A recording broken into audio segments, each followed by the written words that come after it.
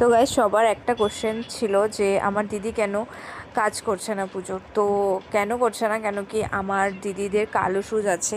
ওর শাশুড়ি মারা গেছে 1 বছর এখন তো হয়নি, তাই ও মমজি জিজু কোনো ঠাকুরের কাজেই ছিল না। তো তাই তোমরা ওদেরকে দেখতে পাওনি। আর আমি মনসাপতি পড়তে বসে গেছিলাম, তো তোমরা দেখতে থাকো এরপরে।